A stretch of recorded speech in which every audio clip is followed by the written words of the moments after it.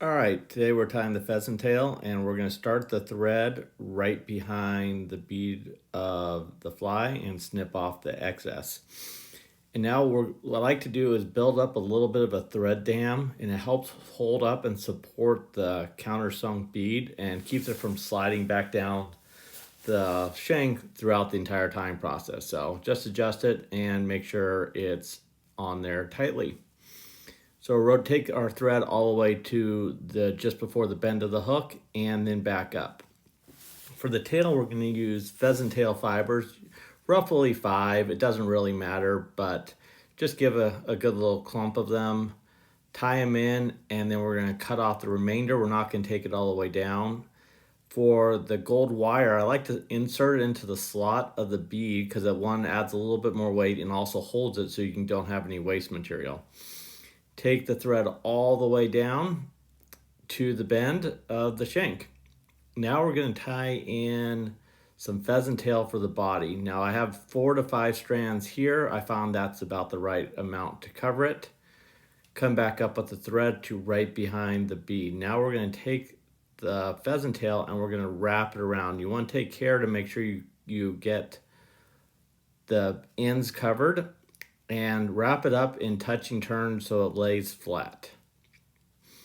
This takes a little bit of practice and a little bit of time, but you'll get it in no time flat. So tie off the excess with about 3 to 4 wraps, come in and clip off the excess. Now we're going to wrap the wire up, and you'll notice I pull the wire up and then directly towards the bead. And what this does is it unlocks it from any of the tail fibers so you don't get them caught in.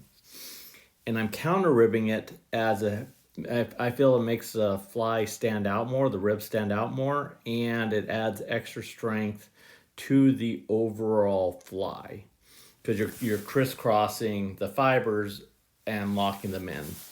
We'll just helicopter off the remainder.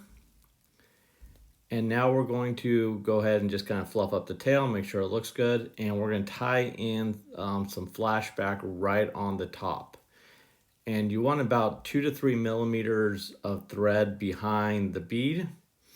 Put the flashback into your material holder if you have one. It just keeps it out of the way. It's a spooled material, so it likes to curl up.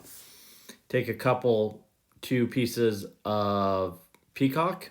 This is natural peacock. And we're going to do the same thing we did with the body. We're going to wrap it up in touching turns. And you'll notice here, one of them is going to break off. And that's okay. You can just leave it. You can try to catch it or just leave it there. I give it a couple turns. And then I just use the thread to hold it in place, come in with the other one, and tie the two off together. This doesn't need to be perfect. So you just need to capture them. And then we're going to cut off the waist. And this is a very important step for the durability of a fly because if a fish eats this, it's going to come undone. I like to run my thread in open wraps through it. And this acts as almost a rib and keeps it bound in so it doesn't pop off when a fish eats it and the fish's teeth cut the peacock because peacock's pretty delicate.